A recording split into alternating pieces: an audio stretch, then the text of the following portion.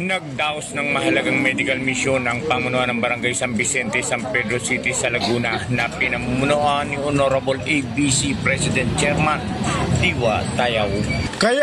Alaga ng senior ng ABC Chairman sa San Pedro City, prioridad ang kalusugan. DZRJ News Report mula naman po kay Idol Romel Madrigal. Pasok, paring Romel Madrigal.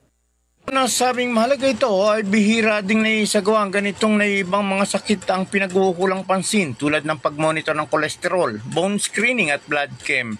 Na ito mano ay nialok ng isang kaibigan na ibisita tayo sa kanya para mabigyan ng kalinga ang mga tulad niyang nauna ng isilang o senior citizen. Ang pamunuan naman umano ng Barangay San Vicente ay regular na may sinasagawang medical mission tuwing Tuesday na may libreng gamot.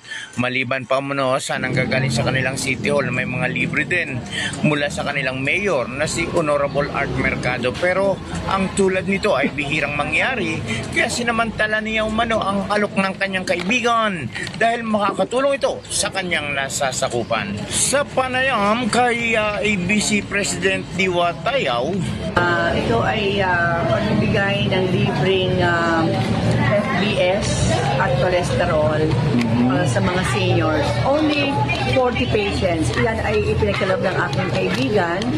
Dinala dito sa San Vicente. Dr. Borja ang doktor natin. Opo. Actually, meron kami sariling doktor. Every Tuesday, sa umaga, sa Bayan-Bayanan, sa hapon, dito sa San Vicente proper. Meeting ng doktor, ni Dr. Neil Castasos. Ito ay extra lang ibinigay sa atin ng isang kaibigan for only 40 patients.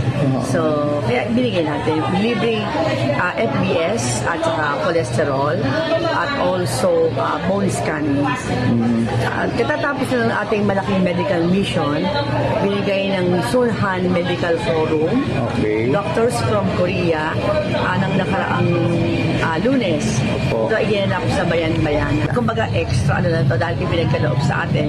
Siyempre, ibibigay natin sa mga kababayan natin sa So, hindi ba naman, kung talagang wala, nakakapagbigay tayo ng mga medical assistance at meron tayong financial assistance para sa ating mga kabarangay. Sa aking mga kababaryo, from Bayan-Bayanan and Proper, ako po ay bumabati sa isang magandang umaga. At ang ating mga programa ay tuloy-tuloy. Ang ating mga pagawain, lalo na sa Bayan-Bayanan, yung mga sitios, mga pathways na pinagagawa natin. At yung ating pagbibigay din ng solar lights kapag talagang madilim, ay nagbibigay naman natin. Nakapag-provide din tayo.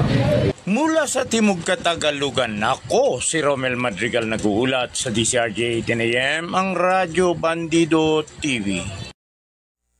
Yun mga kaibigan, maraming salamat Romel Madrigal sa iyong balitang yan, no?